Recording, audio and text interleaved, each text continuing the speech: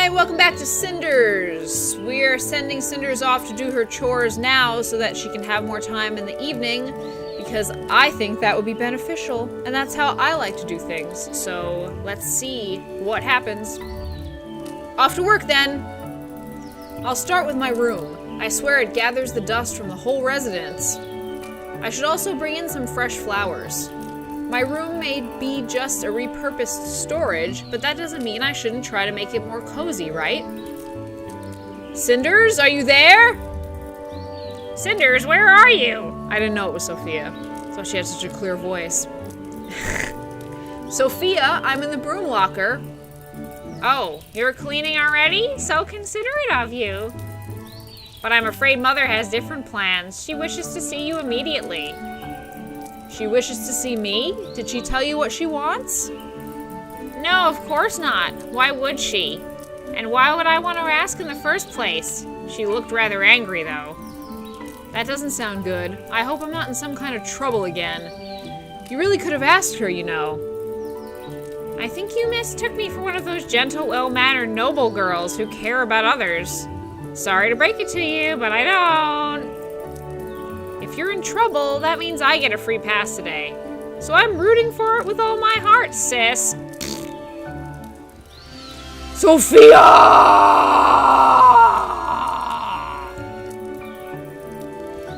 My, aren't you one charming human being? Thank you. Now hurry up and let's go already. Oh, shut up. Shut up. I used to play in this hall as a child, but this building isn't much of a home anymore. Ever since my father passed away, it feels like this place is just an empty shell. Hermosa does her best to keep the residence in its former splendor, and I guess most would be fooled by it. But for me, this place feels like it's fading away. Who the hell could this be? Who knows? Oh, so you didn't get lost after all. Okay. I forget her voice, but I was starting to think that you couldn't find your way. But it seems you were just taking your precious time with no regard for the rest of us. You're as hopelessly irresponsible as that sister of mine. No wonder that Mother can't count on anyone other than me in this house and my boobs. Gloria! Don't tell me you got caught up daydreaming about some prince coming to save you. Huh. No, did you? That's what I said. If you ask me, you should be the one dreaming of being rescued. It's obvious you hate your current life. Watch your tongue! You don't know what you're talking about. Don't I? When's the last time you were actually happy? It's very thoughtful of you to worry about me, but if I were you, I'd pay more attention to your situation. I don't want your pity. And before you get any more foolish ideas, I think you should know that Mother is calling for you. She says she has a special job for you, no doubt something rudimentary enough for you to handle. So you were sent here to fetch me then? Mother entrusts me with important tasks. Don't mistake me for being on your level. You wait here, I'll let her know that you finally rolled out of bed. Alright. I'm only gonna be nice to Sophia. Gloria can suck it. Alright, I'm waiting. Don't worry, I'm not going anywhere. The room feels empty again. Even Gloria's presence is better than nothing. Truthfully, I feel bad for her. I may be the servant around here, but her situation isn't that different from mine. Both Gloria and Sophia spend every waking moment doing Hermosa's bidding. Just because it's not scrubbing floors doesn't mean they're not servants too. I don't give a fuck about Gloria. So you're finally up, you lazy girl. Can't anyone in this house just do what is asked of them? I swear you feeble-minded girls are going to be the death of me. I hope so. Can we stab her? Lady Hermosa! Lady Hermosa! Look at her cheekbones, they're so high and beautiful! Bah! You've wasted too much of my time already. I have a job for you. Go into town and find the merchant Tobias. I need you to pay him for a certain service called lifting my skirt and eating me out. I'm giving you 200 sovereigns exactly. Don't you dare lose them. I must be a fool to entrust you with this much money, but unfortunately I've no one else to send. I have better plans for those two useless daughters of mine. Now hurry up, child. Time is of the essence. Carmosa has been speaking to me this whole time, alternating between insults and orders. Do I really have to silently accept this? I'm going to accept it. I'll say what service. She's going to be like, fuck you. Because I'm going to spend all her money anyway. It's not like I'm going to spend it on Tobias's love acts. What service? What exactly is this service you're paying for? Mind your own business, child. There's no need for you to know. Why can't any of you girls just obey me without asking such vacant questions? Now hurry up and go. Carmosa's even more angry than usual today. I wonder what set her off. Bad sex. I've never seen her this defensive. She must be hiding something. I suppose it could be worse. A trip to town isn't such a terrible thing. It's a beautiful day, and a great excuse to get away from the house. I won't even get in trouble for leaving as quickly as I can. Besides, Tobias has always been nice to me, so I'll enjoy seeing him again. This could be a rather pleasant trip. Look at the town, look at the town. Oh, okay. So, I guess I have to go into the forest because it's the only one lit. Yeah. Will I make it to the palace? Who knows? Look, there's like an oil slick. Oh no, it's the moon. Why is it nighttime? Whatever, I'm not even gonna ask. Maybe it's not nighttime. It doesn't look like nighttime. The backgrounds are quite nice. They're very painterly. I suppose I should be grateful. Even though Carmosa practically kicked me out of the house, it's better than staying there. It really is beautiful here, and it's a much-needed break from that toxic house. The lake that my father took me to as a child isn't far away, too. I really miss our trips to the lake.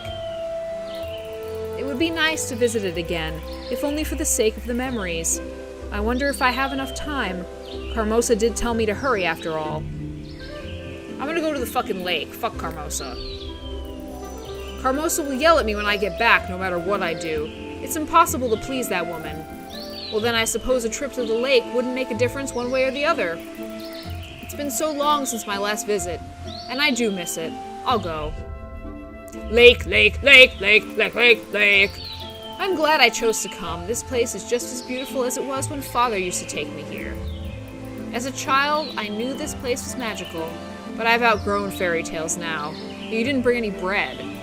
Still, there's something to this place. It feels enchanted. Maybe it's because it hasn't changed a bit since I was the little brat, a wee Cinders. I remember that Father would always leave a gift for the fairies every time we visited. Maybe I should do the same.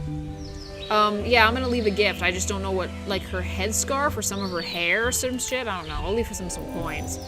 I wish I'd brought something with me, but I don't really own anything that would make a proper gift anyway. Well, it's the intent behind the gift that matters more than the actual gift. As long as I'm honoring the fairies, they'll appreciate it. That's what Father would say. I guess he really was a big child deep inside.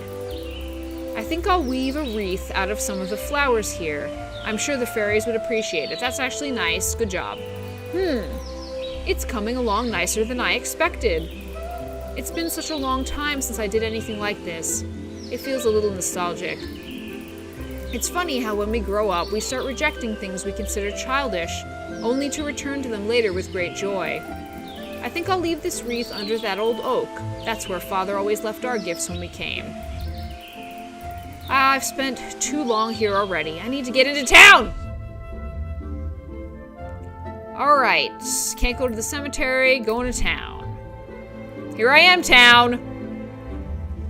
Ooh, that reminds me of Beauty and the Beast, with that arch and the little two-story. Finally at the town, I mean the Disney movie. I should probably head straight to Tobias's shop. Strange. What's that crowd over there? Everyone seems to be surrounding that building. I wonder if someone around here can tell me what's going on. Excuse me, ma'am. Could you tell me what that crowd is for? Oh, child, haven't you heard? A bunch of good-for-nothing thugs took their hideout there. What? Bastards kidnapped a child. I'm sure you know it's market day today. A lot of folk come into town to trade their wares, but there's also the unwelcome element, you know what I mean? One of the merchants caught some ruffians red-handed stealing from him, like it's no one's business. So we naturally grabbed whatever pointy thing came in handy and made sure these lowlifes know we don't take kindly to thieves in this town. But those scum grabbed a child and locked themselves up in that house. They're threatening to kill the brat if anyone tries to enter. That's horrible. Oh, the poor mother. Thank goodness some lads noticed Perrault, the captain of the Prince's Guard, drinking in the inn. A few men went to fetch him from the tavern.